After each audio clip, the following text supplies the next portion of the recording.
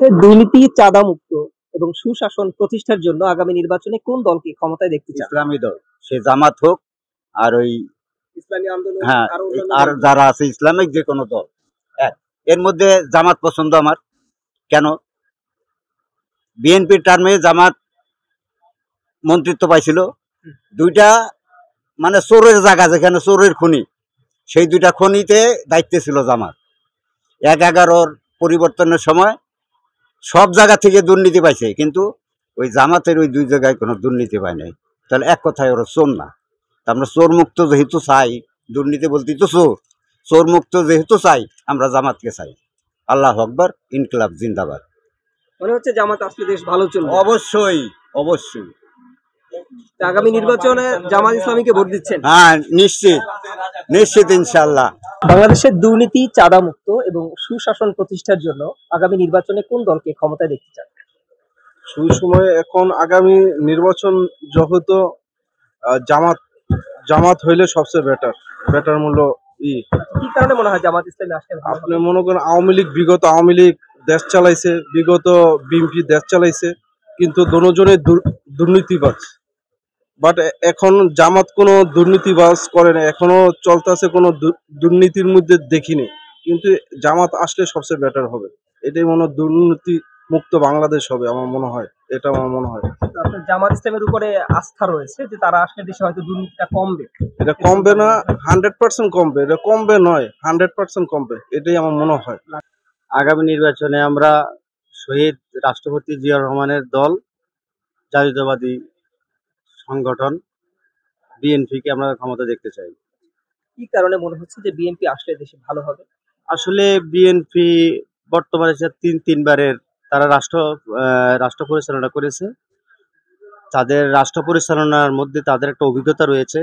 আর BNP রাষ্ট্রনায়ক তারেক রহমান সাহেব, উনি যে ৩১ দফা বাস্তবায়নের জন্য সারা বাংলাদেশের বিভিন্ন অঞ্চলে মানুষদেরকে সচেতন করার জন্য, তো উনি আসলে এখন বর্তমানে ৩১ দফা বাস্তবায়ন করার জন্য উনি সর্বাত্মকভাবে সর্বসাধারণের কাছে যে দাওয়াত পৌঁছায় দিতেছে যে ৩১ দফা যদি বাস্তবায়ন হয়, প্রকৃতপক্ষে বাংলাদেশ সঠিকভাবে আপনার দেশটা উন্নয়ন হবে এবং দেশের জনগণ বিভিন্ন ধরনের অপশক্তির হাত থেকে রক্ষা পাবে এবং দেশটা সুন্দরভাবে পরিচালিত হবে। আমার মনে হয়, এটা আমার বিশ্বাস।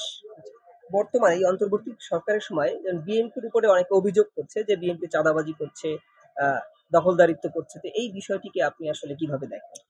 আসলে বাংলাদেশের সবচেয়ে জনপ্রিয় একটা রাজনৈতিক দল, বিশাল একটা রাজনৈতিক দল, এই দলের ছত্রছায়া থেকে অনেকেই সুবিধাভোগী কিছু লোক আছে যারা বিএনপিকে নাম ভাঙিয়ে তারা এই অপকর্মগুলা করে বা অপকর্মে লিপ্ত থাকে। তো আসলে এটা কিন্তু বিএনপি অঙ্গ সংগঠনের আমার মনে হয় কোনো নেতাকর্মী এগুলো করছে না। আর যদিও করতেছে, তারপরেও কিন্তু আমাদের জনাব তারেক রহমান সুদূর লন্ডন প্রবাস থেকে উনি কিন্তু তাদের ব্যবস্থা নিচ্ছেন এবং তাদেরকে আপনার শোকজ করছেন, তাদেরকে দল থেকে বহিষ্কার করছেন। ইনশাল্লাহ বিএনপিতে আমার মনে হয় চাঁদাবাজি বা কোনো ধরনের সন্ত্রাস, কোনো ধরনের এটা বিএনপি কখনো বরদাস্ত করবে না।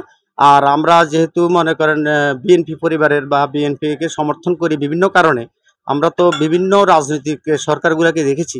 তো এরকম যেমন দেশ নেত্রী বেগম খালেদা জিয়া প্লাস তারেক রহমান, উনারা আসলে যেভাবে দেশ পরিচালনা করেছে, বাংলাদেশের গণতান্ত্রিক রাজনৈতিক দল হিসেবে আমার বিএনপির উপরে আমি কাউকে মানে এই রাষ্ট্র পরিচালনার ক্ষেত্রে আমি দেখছি না যে তারা পারবে।